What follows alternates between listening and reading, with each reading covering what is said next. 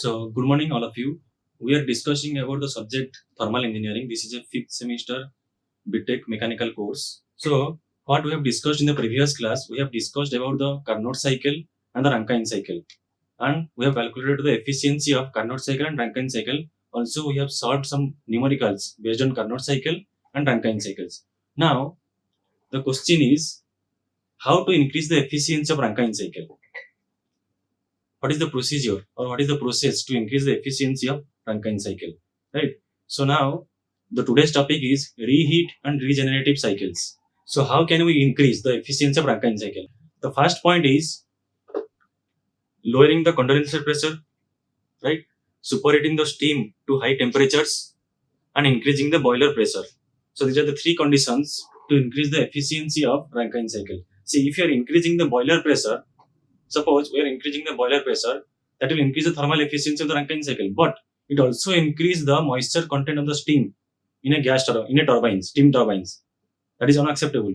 So, how can we take the benefit of increased efficiency at high boiler pressure without facing the problems of excessive moisture at the final stage of turbines? That we are going to study. So, without the moisture in the turbine and increasing the boiler pressure, how we can increase the efficiency of Rankine cycle, that we are going to study. Now for that we have two process. First one is reheating process, right? The second one is regenerative process. So first we'll go one by one. What is reheating process? It is nothing but it is called also ideal reheat Rankine cycle, right? So when we are considering the reheat process, there are two possibilities. It is come into our mind. The first one is superheat the steam to very high temperatures before it enters to the turbine. See, if you are seeing the components of Rankine cycle, boiler, turbine, condenser pump, and from boiler, when you are supplying the heat into the boiler, it contains water, right? When you are supplying heat, so it is there is a steam generation, right? And that steam is going to the turbine. So before going to the turbine at very high temperature, we'll superheat the steam, we'll reheat the steam again, and this could be the regenerable solution since the average temperature at which the heat is added would also increase. Thus, the efficiency will be increased. Now, the second one is expand the steam in the turbine in two stages. Right now, when the steam is going to the turbine, before going to the turbine, first point we have told we have to reheat the steam again. After expansion, we have to reheat the steam again. Now, the reheating process will be done in two stages. How? And that reheat in between. In other words, we'll modify the simple ideal Rankine cycle with a reheat process. So reheating is a practical solution to the excessive moisture problem in the turbines, and it is commonly used in the modern steam power plant. So this is the basic principles of ideal reheat Rankine cycle. As I have discussed in the earlier, there is a boiler, turbine, condenser, pump. Now, in this reheat cycle, the expanse of steam in two stages. One is high pressure turbine and second one is low pressure turbine. Now, if you see the boiler contains water, here water is there, H2O. Here the water is there, right? Now, this water is heated. After being the heat supplied to the boiler, it will convert to the steam. That's generation of steam due to the combustion of fuels. So now this steam is going to the high pressure turbine for expansion. So when it is expanded, it contains some excessive moistures content, right, in the turbine, and that will damage to the turbine blades. So what we will do after expansion, this wet steam is again going to the boiler for reheating purpose, reheated again in the boiler, and that steam is going to the low pressure turbine for further expansion. And this wet steam, definitely there is a moisture content in the low pressure turbine, but very less moisture that will not harmful to the turbines. Now this moisture content is going to the condenser for a condensation. Now after being continuous condensation process takes place, the condensate liquid is going to the boiler by the help of this feed pump. Right? Again it is going to the turbine. Now the cycle is completed. So this is called ideal reheat Rankine cycle, and the reheating process takes place at a constant pressure process. Right? So this is called ideal reheat Rankine cycle. Now, if you're drawing the draw the TS diagram, temperature entropy diagram. If you see here, this 1 to 2 is a pump, right? This 1 to 2 is a pumping process. This 2 to 3, this is a boiler where heat is supplied, let's say Q1, right? And this 3 to 4 is a high pressure turbine. And this 4 to 5 is a reheating. Again, here we are supplying also heat, that is Q2. And 5 to 6 is a low pressure turbine, right? And 6 to 1 is a condenser where the heat is rejected, let's say Q3. So now we're going to calculate what is the heat supply, what is the heat rejected, what is the turbine work, what is the pump work, and what is the efficiency of ideal reheat Rankine cycle. If you see, this is a pump work, right? WP, and this one is the turbine. There are the two turbines, WT1, let's say this is WT2. So now the pump work is equal to, this is H2 minus H1, or we can write V1 into P2 minus P1. So this is the pump work. So turbine work, there is a expand of steam in two turbine, two stages, right? High pressure turbine, low pressure turbine. So which one is the turbine? H3 minus H4. This is high pressure turbine, and this one is the low pressure turbine. Plus H5 minus H6. So this is the turbine work. Now we can easily calculate what is the net work done. So net work done is equal to turbine work minus pump work. So this is all about work done. Now, what is the heat supply? So heat supply takes place. So the first one is Q1. Let's say this is also Q1, heat supply. This is total Q. Sorry, this is Q2. So what is the heat supply here? The heat supply is equal to Q1 plus Q2. Right? That equal to, what is Q1? H3 minus H2 plus, which one is the reheating process? 4 to 5. So H5 minus H4. So this is the heat supply to the boiler. Now what is the heat rejected? Q3 is equal to H6 minus H1. So this is the heat supply or heat absorb and heat rejection takes place.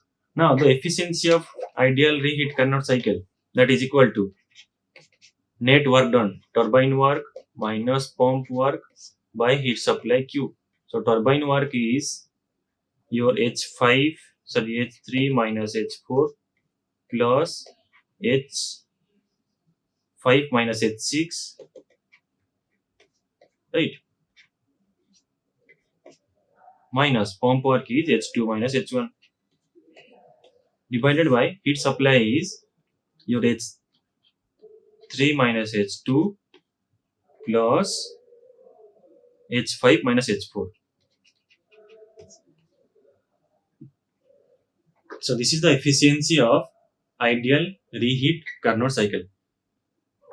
This is how to calculate the heat supply, heat rejected, work done by the turbine and work done by the pump. Then after calculating all this, heat supply, heat rejected, work done by the turbine, work done by the pump, now the efficiency will be calculated from this net work done divided by heat supply. So this already I have discussed what is the heat supply here, H3 minus H2, H5 minus H4, and this is the turbine work, turbine 1, turbine 2, high pressure turbine and low pressure turbine, right? So H3 minus H4 plus H5 minus H6. So this is the turbine work. Now, based on this, we'll solve one numerical. The question is, consider a steam power plant operating on ideal reheat Rankine cycle, right? Steam enters the high pressure turbine at 15 megapascal and 600 degrees Celsius. The initial condition of steam is given 15 megapascal and 600 degrees Celsius and is condensed in a condenser at a pressure of 10 kilopascal. The final condition of pressure is given 10 kilopascal. If the moisture content of the steam exit of the low pressure turbine is not to exceed 10.4% of moisture in a low pressure turbine, right? Calculate the pressure at which the steam should be reheated, the thermal efficiency of the cycle. Assume the steam is reheated to the inlet temperature of high pressure turbine. So what you have to calculate? The pressure at which steam should be reheated. If you see this diagram, the pressure at which steam should be reheated. That means which pressure? This pressure. So P4 or that equal to P5. This pressure we have to calculate. What is P4 or what is P5? And what is the efficiency of ideal reheat Rankine cycle. So before going to the problem, first we will draw the TS diagram, temperature and entropy diagram, right? Now we see the steam is enters at 15 megapascal, first condition, and temperature 600 degrees Celsius, right? Temperature 600 degrees Celsius is entering to the turbine, and here it is reheated. After expansion, it is reheated in a boiler. Now this reheated pressure we have to calculate. Then it is going to the low pressure turbine at a pressure of, and after expansion at a pressure of 10 kilopascal, and this 10 kilopascal same pressure is going to the pump, and the pump is fed to the water is fed to the boiler using the help of pump at 15 megapascal. So this is given 15 megapascal, and this temperature, if you see, this temperature is given 600 degrees Celsius, right? And the pressure, initial pressure is given 15 megapascal, and final pressure is given 10 kilopascal. So we have to calculate what is this P4 and P5, same pressure. P4 is equal to P5. What is the reheated pressure? And what is the efficiency of ideal reheat Rankine cycle? That is called net work done by heat supply.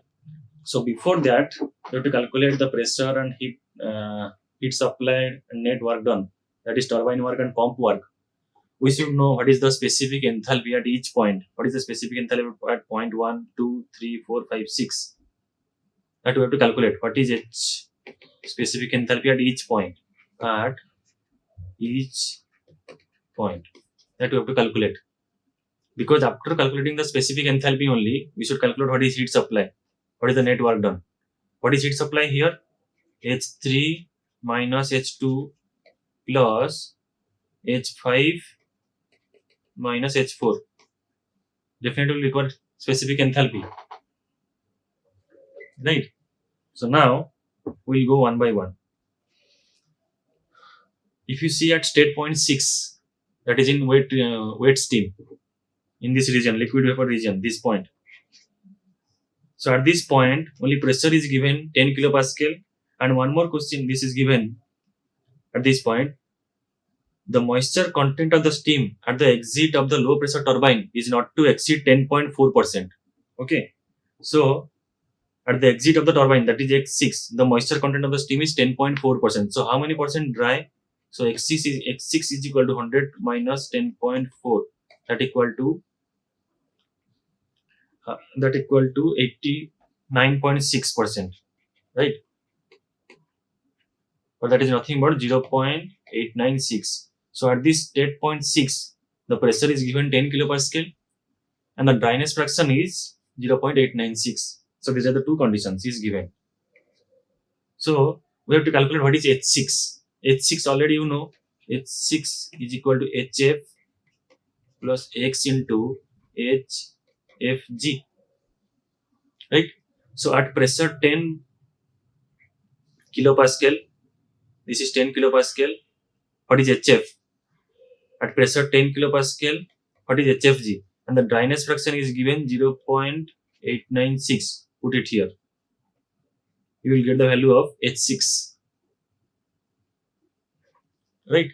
So this is the enthalpy at 0.6. Now, what is the enthalpy at 0.5? How to calculate? If you calculate the enthalpy at 0.5, if you see the TS diagram here, 0.5,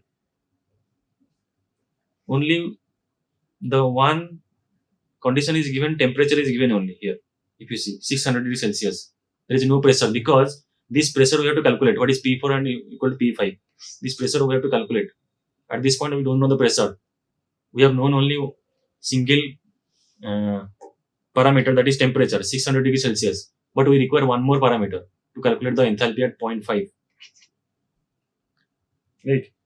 So how to calculate? The temperature is given T5, 600 degrees Celsius. Now, if you see this, look at this 5 to 6 process. This is isentropic expansion process.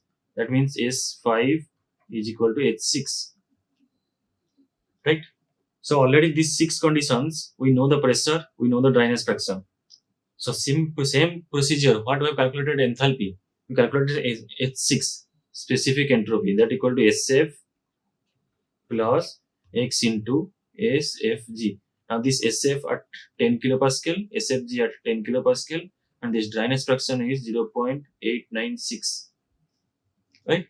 Now we calculate the specific entropy at state 6.6. This is the SF value, dryness fraction, this is the value of H6. Now this is equal to your S5. Now at 0.5, we know the temperature, we know the value of H6, that equal to S5. Now you see from steam table, you go to the steam table at temperature. I have already told in steam table, already we have discussed so many problems in steam table. There is a pressure, saturation pressure table, there is a saturation temperature table, and this is saturation pressure and saturation temperature. Right?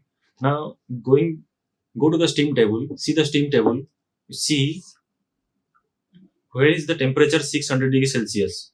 Find the temperature 600 degrees Celsius. And the enthalpy, that is 7.3688 is 5.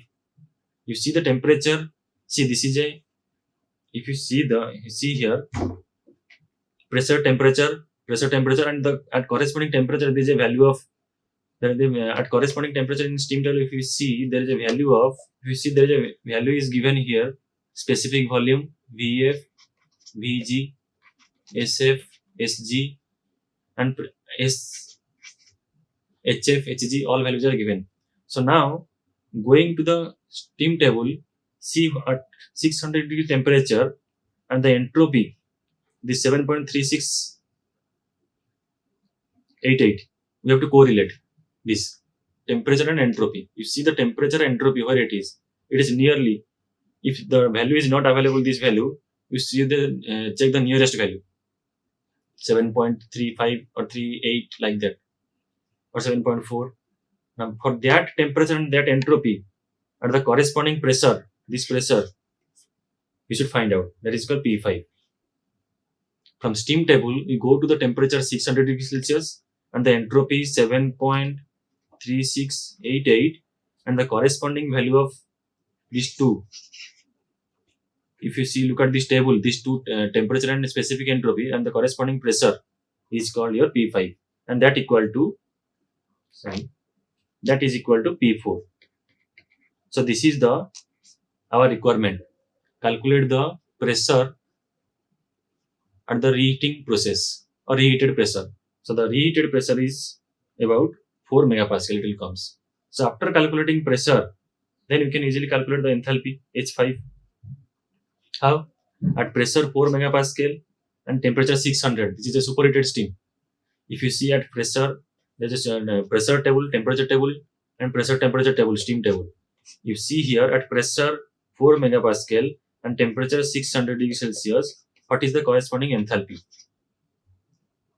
Right? What is the corresponding enthalpy? So that is called the enthalpy, specific enthalpy at 0.5. So this is the value of H6 and this is the value of H5. Now we are going to calculate the value of H1, H2, H3 and H4, remaining specific enthalpy at all 4 points. We have already calculated 5 and 6. Now 1, 2, 3, 4 we have to calculate. So if you see at one point, temperature entropy diagram at 1 point, this is a condenser 6 to 1, right? And this is in liquid line. This is saturation liquid line. This one is saturation liquid line, and this is saturation vapor line. This 1 point should be here. So here we will consider dryness fraction is equal to 0. That means it becomes HF, right? Because HF H1 is equal to HF plus X into HFG. If this is 0, that equal to HF. H1 is equal to HF. Now at this point, we know the pressure 10 kilopascal. We know the pressure 10 kilopascal. So what is H1? H1 is equal to HF. So at pressure 10 kilopascal, from steam table, find out the value of HF. That is equal to your H1. Now at same pressure 10 kilopascal, what is VF specific volume? Because this also VF plus X into VFG. So this will become 0. So this whole term will be 0. So that will becomes VF. So this is the value of V1 from steam table. Next, come to the state point 2. So 2 point will be on liquid region, right? So 1 to 2 is a pump. So at this point, if you see this 2 to 3, at this point pressure is given 15 megapascal, right?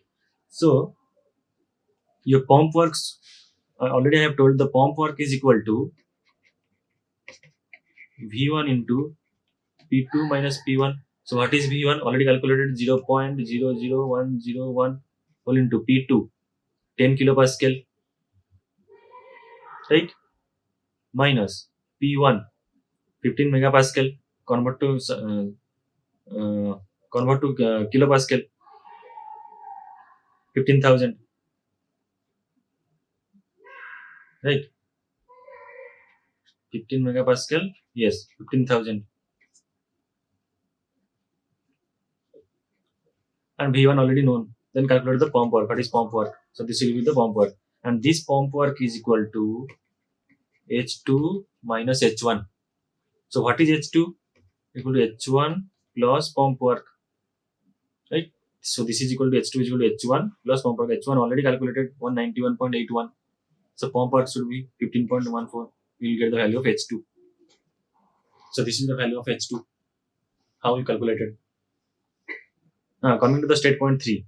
At 3 point, if you see here, this is a superheated region. So at this point, we know the pressure 15 megapascal and temperature 600. So directly we can calculate from steam tables. At pressure 15 megapascal and temperature 600. This is a superheated table. Directly you can calculate the H value. That is equal to H3. You can get the value of H3. And what is the specific entropy at point 3? At pressure 15 megapascal and temperature 600 degrees Celsius. Directly you can get the value of S3. Now come to state point 4. At 4 point, what is the value is given? Already we have calculated the reheated pressure P4, 4 megapascal. That only known. And one more is known value is your isentropic process. S3 is equal to S4. This is S3 equal to S4. Now S3 already known from previous point. So H4. So go to the steam table. Look at the pressure at 4 megapascal. What is the corresponding temperature? That is called saturation temperature T4. Right, from steam tables. Now S3 is equal to S4 already we know. Now go to the pressure. This S3 value is 6.6796. This is 6.6796 kilojoule per kg Kelvin. So go to the steam table at 4 megapascal and this entropy is 6.6796. Pressure if you see 4 megapascal and the entropy value 6.6796 or nearly equal to like this, nearly equal to this value. What is the corresponding enthalpy from that? You can calculate. That is equal to H4. That value will give the H4. Now after calculating all the enthalpies at each point 1, 2, 3, 4, 5, 6, we are calculating the heat supply. What is the Q in? What is the net heat supply? That is equal to H3 minus H2. This is in boiler. And H5 minus H4. This is a reheating process. So we should know the value of what is the heat supply. What is the heat rejected in the condenser? H6 minus H1. So this is the value of heat. This is the value of your heat rejected. Here we can also calculate the turbine work. That is nothing but your, if you see the diagram, this is H3 minus H4 plus H5 minus H6. H3 minus H4 plus H5 minus H6. We know all the enthalpies, right? We got this value. After calculating, we got the value of turbine work. After calculating turbine work, pump work already calculated. This is the pump work. Now efficiency we can easily calculate. This is equal to turbine work minus pump work by heat supply, that is equal to Q in. Or other way is there to calculate the efficiency of Rankine cycle, ideal Rankine cycle, or simple Rankine cycle, that is equal to heat supply minus heat rejected divided by heat supply. This is the way to also calculate the efficiency of Rankine cycle, and it will becomes 45%. If you compare the efficiency of Carnot cycle, simple Carnot cycle, now in efficiency of ideal reheat Rankine cycle, the efficiency will be increasing here without the damage in the turbines. So this is all about the reheating process. There is another procedure is there to increase the efficiency of Rankine cycle, that is called regenerative process. There are two processes I have told. One is reheating process and second one is regenerative process. So reheating process already we have discussed. Now second one is regenerative process. If you see in the Rankine cycle, it is observed that the condensate liquid, which is fairly at low temperature, if you see the condensate liquid at 0.6, that is at low temperature, right? This is an irreversible mixing with hot boiler to the water. When the condensate liquid is going to the boiler with the help of pump, it will mix with the water, right? That mixing with the water, right? So that is in irreversible in nature. Thus, the result gives in decrease in efficiency, thermal efficiency of the Rankine cycle. Now, therefore, we are adopting a method to heat the feed water from the hot well of the condenser irreversibly by interchanging of heat within the systems, right? And we can increase the efficiency of cycles. Now, this heating method is called regenerative feed water heater, or this is called regenerative cycle, and the cycle is called regenerative cycle. So, what is that? We will discuss. Now, here we are using a feed water heater, that is called regenerative heater, right? Now, if you see here, the initially boiler contain water here, right? We are supplying heat here, Q in heat supply. Now, after giving heat, this water will be heated, right, at a very high pressure. Okay. So, after being heated by the it will convert to the steam. It will generate the steam. Now, this steam is going to the turbine here. Now, in this turbine, the steam is going to the turbine for expansion process. Now, here in turbine, the steam is partially expanded and it is going to the feed water heater. Sorry. Here the steam is partially expanded and it is going to the feed water heater. And the feed water heater is placed in between the turbine and the condenser. Right. So there is a partial expansion takes place. So after being partially expanded of the steam, and this is going to the feed water heater and remaining steam is going to the condenser or condensate. Now after continuous condensation, this condensate liquid is going to the feed water heater with mixing of this steam that is expanded from wet steam that is expanded from the turbine. Now after mixing, this mixture is going to the boiler by the help of this feed pump. Understood? Now if you see here, suppose the 1 kg of steam is going to the boiler. Sorry, 1 kg of water is heated, and this is let's say the y kg of steam. Here it is y. Sorry, 1 kg of steam, right? 1 kg of steam is going to the boiler. So after expansion, partial expansion, the y kg of steam is going to the feed water heater here. Here y kg of steam is going to the feed water heater, and remaining 1 minus y is going to the condenser for condensate. Now after condensation, this 1 minus y is going to the feed water heater for again mixing with this steam, wet steam, which is partially expanded from the turbines. Now after mixing this y and 1 minus y, so it will becomes here 1 kg.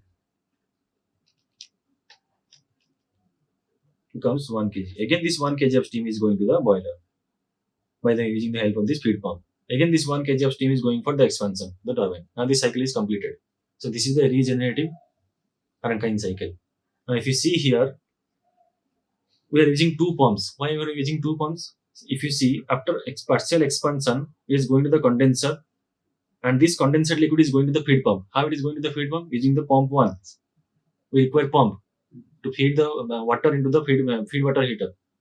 Now after mixing in the feed water heater, again this liquid is going to the boiler. How it will go into the boiler? Again we are using the pump 2. One more pump is required to feed the water to the boiler.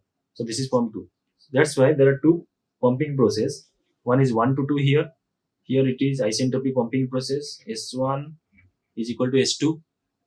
One more is 3 to 4. S3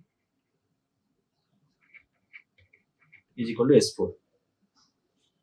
Right. So here there are two pumping process, and 4 to 5 is a boiler. Here 4 to 5 is a boiler where heat is supplied. Q in. Heat is supplied. And 5 to 6 here, Y kg of steam is partially expanded in a turbine. And remaining 1 minus Y is going to the condenser for condensate. Now this 3 to 6 is a feed water heater. If you see here, this 6 to 3, this is a feed water heater. Here we are using feed water heater to increase the efficiency of Rankine cycle. Now again, after this going to the feed water heater, this 1 kg of steam is going to the boiler with the help of this pump. So this is the temperature entropy diagram of ideal regenerative Rankine cycle. So what is the heat supply here? What is the heat supply here? If you see the heat supply, that equal to H5 minus H4, that equal to heat supply. This is the heat supplied. So this is the heat supply. What is the heat rejected? What is the heat rejected here? 7 to 1. This is heat rejected. But the heat rejected is how much quantity of steam? This is 1 minus Y into H7 minus H1, because your heat is M into H mcdt. Right. So Q is equal to 1 minus Y. Here 1 minus Y kg of steam is going to the condenser. 1 minus Y into H7 minus H1. Right. So what is the turbine work? One is H5 minus H6. If you see here, this is H5 minus H6, and this 6 to 7 is there, right? So H5 minus H6 plus 1 minus Y is 6 minus H7. This is the turbine work. This is the turbine work. And pump work, there are two pumps. If you see here, the pump work is equal to, one pump is this 1 to 2, 1 minus Y. 1 minus Y, the pump 1 plus pump 2. This is a pump. Then after calculating all these heat supply, heat rejected, turbine work, pump work, then you can calculate the value of the efficiency of Rankine cycle. Ideal heat Rankine cycle is equal to net work done divided by heat supply. That equal to turbine work minus pump work divided by heat supply. So this is how to calculate the efficiency of ideal reheat Rankine cycle. This already we discussed. And what is Y? This Y is a fraction of steam extracted. How many fraction of steam is extracted? That is called Y. So that already M6, M.6 by M.5. What is dot? This is mass flow rate. Right? And you know what is the pump work? What is the pump work 1, pump work 2? V1 into P2 minus P1 and V3 into P4 minus P3. This already we have known in the previous class. Now let us solve one example, one numerical based on this ideal reheat Rankine cycle. Consider a steam power plant operating on ideal regenerative Rankine cycle with one open feed water heater. See, here I have discussed only about one feed water heater.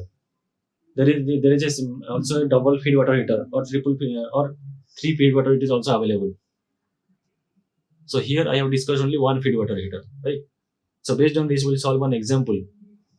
A power plant working on ideal regenerative Rankine cycle with an open feed water heater, right? Steam enters the turbine at 15 megapascal and temperature at 600 degrees Celsius.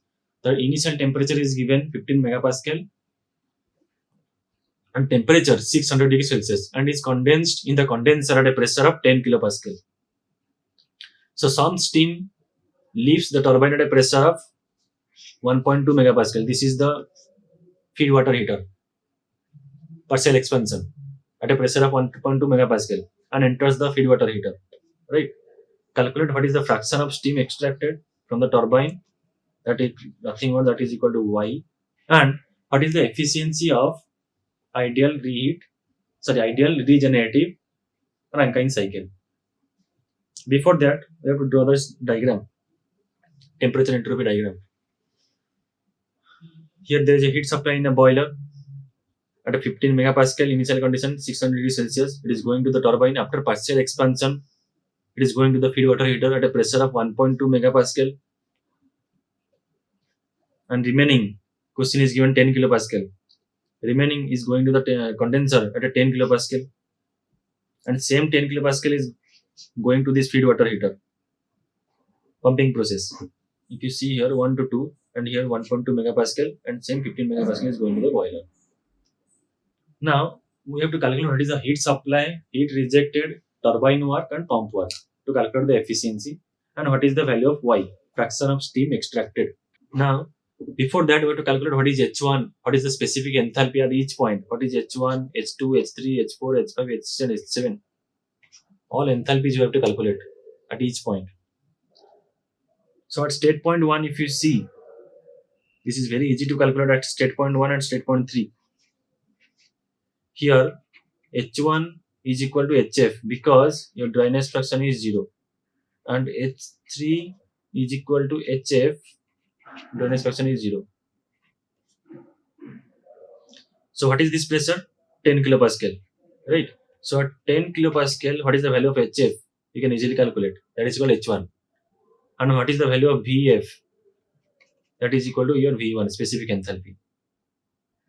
Now at this point, at the pressure of 1.2 megapascal, at pressure 1.2 megapascal, what is HF? That is equal to H3. And what is VF? That is equal to V3 at pressure 1.2 megapascal. See, at pressure 10 kilopascal, what is the H1 and what is the V1? This is the value of H1 and V1.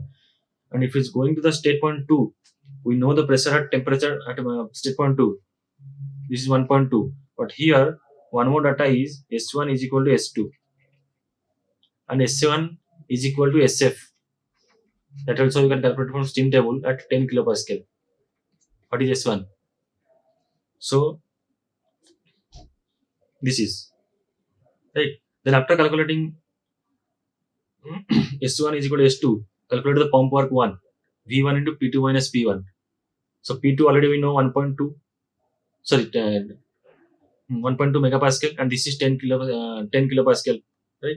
And calculate the pump work, and that pump work is equal to pump 1 is equal to H2 minus H1. So what is H2? H1 plus pump work, right? So H2 is equal to H1 plus pump work. So this is how we calculate the value of H2, right? Then coming to state point 3, already I have discussed. So V3 is equal to Vf at pressure 1.2 megapascal and H3 is equal to Hf because here X dryness fraction is 0. You can get this value of Hf and Vf, that is nothing but the H3 and V3. So at state point 4, here if you see the state point 4, pressure is given 15 megapascal. This is 15 megapascal and this S3 is equal to S4. S3 is equal to S4. And S3 you can easily calculate that equal to SF at pressure 1.2 megapascal. Get the value of S3. This. What is the pump work 2? V3 into P4 minus P3. So P4 already we know 15 megapascal and P3 know 1.2 megapascal. Then calculate the pump work 2. So after calculating pump 2, that equal to H4 minus H3. So what is H4? H3 plus pump work. So H3 already we known at 0.3 plus pump 2. Pump already we have calculated. This is the value of H4. Now we have known the value of H1, H2, H3 and H4. Now coming to state 5, state point 5 and state point 6. At point 5 we can easily calculate because at point 5 here it is given 15 megapascal pressure and the temperature is given 600 degrees Celsius. This is a superheated steam. So directly go to the steam table at pressure 15 megapascal and temperature 600 degrees Celsius. We can get the value of H5 and S5, specific enthalpy and specific entropy of steam. Now coming to the state point 6. If we are coming to the state point 6 here, we know the value of H5. We know here the value of pressure P6. Here H5 is equal to H6 is equal to S5. This is isentropic process, right? So S5 is equal to S6 is equal to H7. So here there are two conditions. One is pressure 1.2 megapascal and entropy remains constant. S5 is equal to S6. This entropy.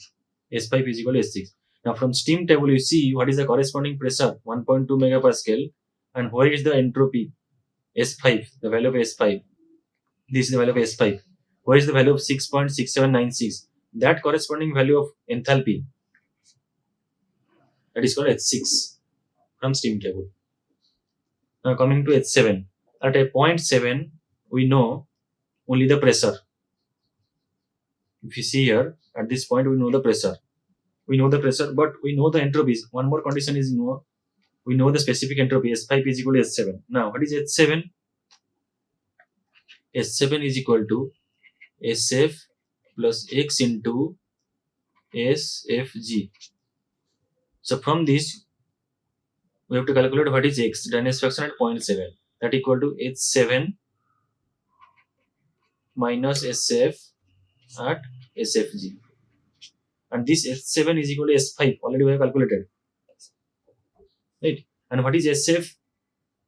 This point. What is SF? This point.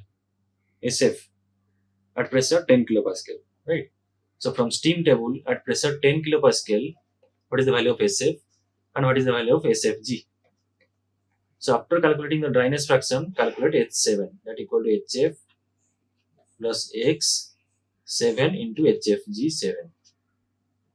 So this is pressure 10 kilopascal. This is pressure 10 kilopascal. And X already we have calculated. Dryness fraction 0.8. Now we got the value of H7. So after calculating all the values, H1, H2, H3, H4, H5, H6, H7. Now we will see what is how to calculate the fraction of steam extracted, Y. Y is equal to, we have to calculate. So when you are going for energy analysis of open feed water heater, it is identical to the energy analysis of mixing chamber, right? See, this feed water heater is a mixing chamber where the water, condensate water coming from the condenser and the partial expansion of steam after expansion from the turbine will mix together in a feed water heater. And these feed water heater are generally well insulated. That means heat transfer is zero and they do not involve any work interaction also. Now we are applying the steady flow energy balance equation. We are applying the steady flow energy balance equation to this feed water heater. Right? We are applying steady flow energy balance equation to the feed water heater. And we will write the equation, energy equations. That means what are the energy in, what are the energy out. How much energy is in, if you see here. How much energy is in? One is 6, right? Another is 2, right? So energy in is equal to Y into H6 into 1 minus Y into H2. What is the energy out? If you see here, what is the energy out here? That equal to H3. This is the energy in, H6. Y into H6. This is one more energy in, H2. That means 1 minus Y into H2. 1 minus Y into H2. And after mixing, the water becomes, that will be called H3. Here it is 1. So this is the energy out. So how much energy in and how much energy out? We know the value of H6, H2 and H3. Putting the value of H3, H5, H6 and H2 and calculate what is the value of Y here. So this is the fraction of steam extracted from the, what is the heat supply? H5 minus H4. So already we know the value of H4 and H5 and calculate it. This is the heat supply and this is heat rejected. 1 minus Y into H7 minus H1. This is the heat rejected. Now the efficiency will easily calculate. The efficiency is equal to 1 minus heat rejected. Efficiency is equal to heat supply minus heat rejected by heat supply, or we can calculate the efficiency is equal to turbine work minus pump work by heat supply. In this way also we can calculate. So this is the efficiency of ideal regenerative Rankine cycle. Now if you compare to the previous efficiency of Rankine cycle, simple ideal Rankine cycle, the efficiency will be increased here. So this is all about of ideal regenerative Rankine cycle. Thank you. Like, share and subscribe. Hit the bell icon for more updates.